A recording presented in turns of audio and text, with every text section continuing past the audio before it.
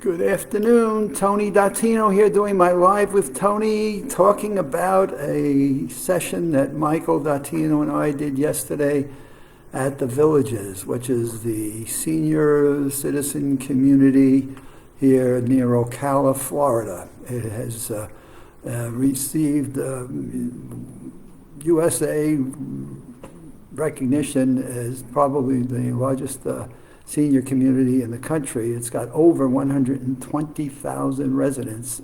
Within, it has thousands of veterans. And we were blessed yesterday to be able to address a group of veterans that had come for a 2-hour workshop that we did to learn some things about their brain and their memories. And so we talked about, well, what happens in your mind when you lose your keys or forget where you put your glasses, or you lose your cell phone, or you forget where you park your car?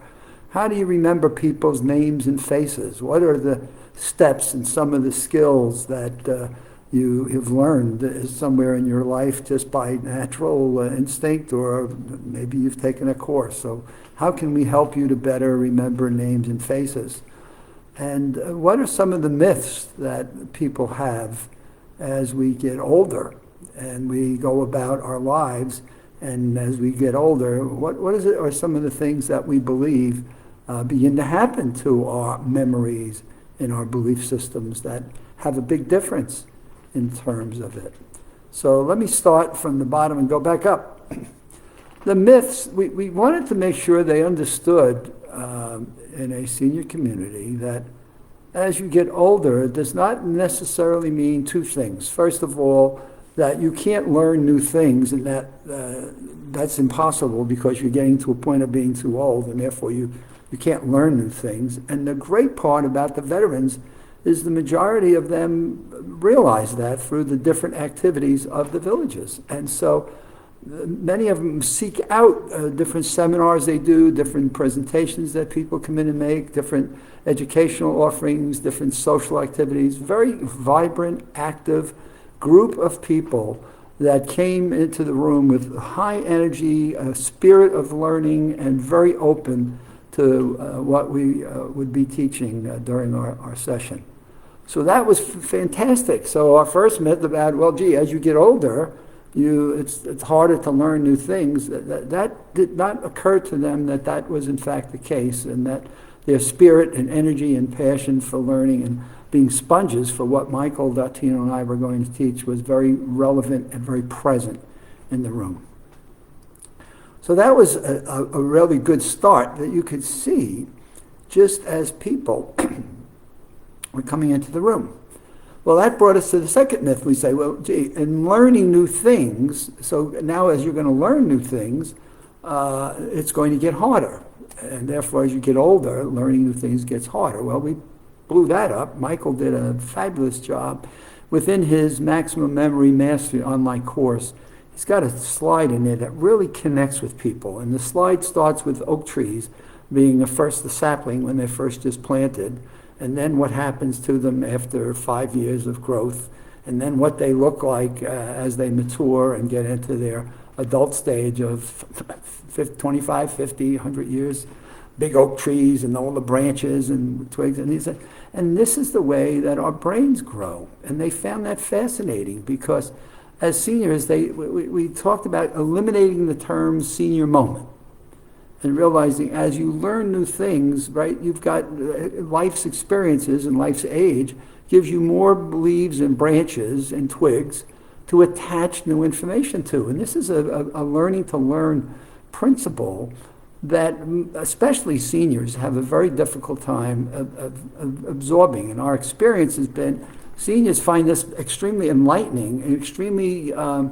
refreshing in a way that gives them a level of hope that there's no age where they can't learn new things given the right desire and the right teaching and the right support, and then their willingness to practice and learn and do whatever homework assignments or exercises are given as part of that workshop. So that was an interesting point, opened up an interesting dialogue that with the difference of learning written material and maybe listening to music and songs, and then learning a new language. And so we talked about, so what are some of the things that we can learn as we get older that are beneficial to our mental health and fitness? And we talked about dancing, and we had, boy, the fun of it was I had a veteran who's 97 years old, and his wife is 91, and they love to dance. They go to all the dancing classes and sessions and social hours and activities they have at the villages, which are many, and they just love to dance. And so talking to him at the end, I would never have guessed their age. And looking at them and the way they carried themselves and the conversations that we had, which says there's hope for all of us. And the goal is to get to 97 and 91. So that was exciting, to just have these two people come up at the end of the session and just tell me how interesting and how informative and how enthused they were to be a part of it, and that they came with an expectation that was far exceeded in terms of what they walked away with at the end of the day. So, boy, talking to a veteran who served our country for so many different times and so many different military experiences, to come up and give us that kind of feedback, boy, I could have walked out of there just floating, just with that kind of feedback from a veteran who is now 97 years old.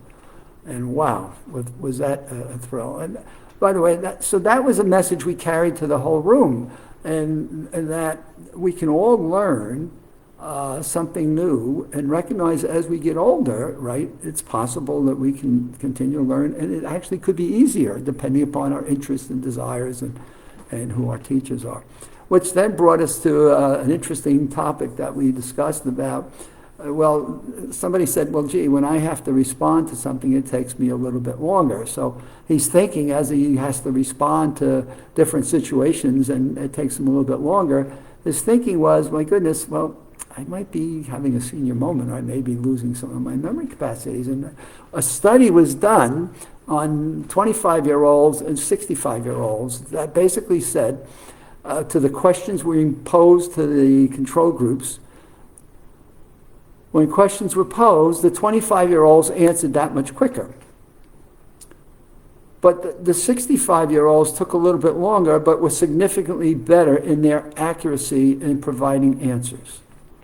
Which then goes back to Michael's trees. If you look at the tree that starts as a sapling, how many branches does it have to go through to come up to a connection and give you an answer?